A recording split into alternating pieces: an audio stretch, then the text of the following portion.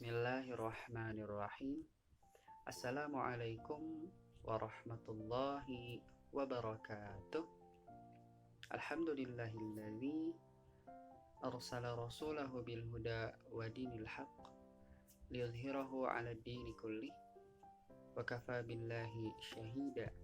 Asyhadu an la ilaha illallah wahdahu la syarikalah wa asyhadu anna Muhammadan 'abduhu wa rasuluh, amma ba'd. Pertama-tama saya ucapkan syukur alhamdulillah pada hari ini saya diberikan kesehatan oleh Allah Subhanahu wa taala sehingga saya dapat mengerjakan tugas public speaking ini dengan insya Allah dikerjakan dengan baik. Amin. Di sini saya akan membahas tentang public speaking itu sendiri. Kemudian saya akan memberikan sedikit tips untuk rekan-rekan sekalian agar bagaimana menjadi public speaking yang baik dan benar. Berbicara tentang public speaking itu sendiri, memang untuk beberapa orang berbicara di hadapan umum itu memang menjadikan suatu momen yang sangat menakutkan.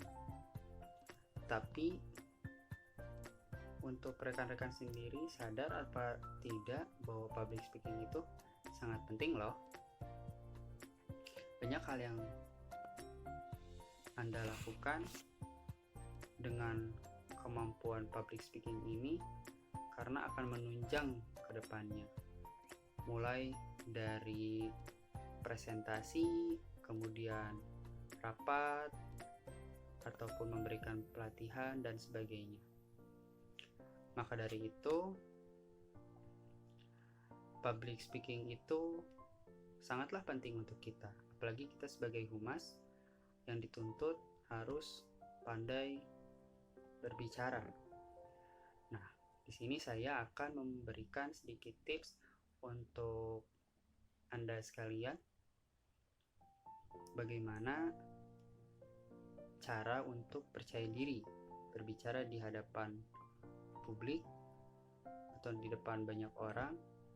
Di sini saya akan membahas atau memberikan sedikit tips bagaimana sih menjadi lihai berbicara di depan umum itu.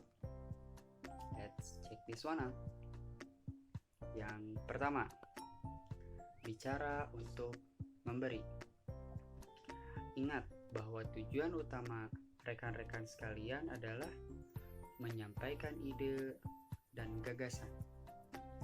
Berikan pengetahuan baru untuk mereka sehingga mereka tertarik memperhatikan apa yang rekan-rekan bicarakan atau sampaikan kepada mereka. Kemudian yang kedua, pahami poin-poin yang akan rekan-rekan sampaikan. Kamu nggak perlu, atau rekan-rekan sekalian nggak perlu menghafal naskah, kemudian membuat naskah itu dihafalkan dengan sedemikian rupa. Tidak perlu seperti itu. Cukup rekan-rekan sekalian membuat seperti mind mapping atau membuat PowerPoint yang nantinya akan membantu rekan-rekan sekalian terhadap materi yang akan rekan-rekan sekalian nanti sampaikan kepada audiens. Nah, kemudian dari situ dikembangkanlah dengan gaya bahasa dari rekan-rekan sekalian. Jadi tidak kaku dalam penyampaiannya itu. Kemudian yang ketiga adalah gunakan bahasa tubuh.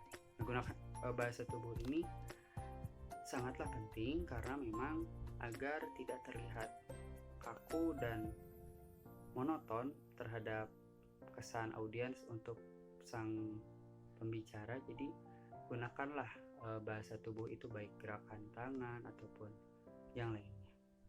Kemudian yang keempat adalah berinteraksi dengan audiens. Nah, poin ini sangat penting karena bagaimanapun audiens itu adalah sebagai pendengar kita atau hadirin yang menonton kita ketika kita berbicara di depan mereka. Nah, bagaimana cara kita untuk mengapresiasi mereka itu adalah dengan memberikan candaan atau jokes ataupun melemparkan pertanyaan ringan kepada mereka. Kemudian yang kelima, kenali audiens. Nah, untuk kenali audiens ini teman-teman perlu, karena teman-teman sekalian harus memposisikan ketika menjadi public speaking atau public speaker yang berbicara di depan umum, teman-teman sekalian sedang berbicara di hadapan rekan sebaya ataupun adik-adik kita, ataupun mungkin sedang berbicara di depan orang-orang dewasa mungkin yang lebih tua dari kita. Nah, ini sangatlah penting karena kita harus menggunakan kosakata yang baik dan gaya bahasa yang dipakai pun harus tentu menyesuaikan. Kemudian yang keenam, ada seni berbicara. Seni berbicara ini adalah merupakan suatu dinamika dalam public speaking itu sendiri, karena di sini kita menggunakan intonasi, penekanan dari kalimat satu dengan kalimat yang lainnya agar maksudnya yaitu adalah agar tersampaikan pesan dan emosi yang kita sampaikan kepada audiens. Kemudian yang terakhir adalah hindari filler word atau kata pengisi seperti atau ataupun pengulangan kata yang lainnya. Nah, mungkin untuk sekali-sekali tidak apa-apa atau wajar, tapi untuk sering kesekian kalinya mungkin ini agak sedikit ganggu. Demikian itu. Ya, cukup untuk pesan atau tips dari saya.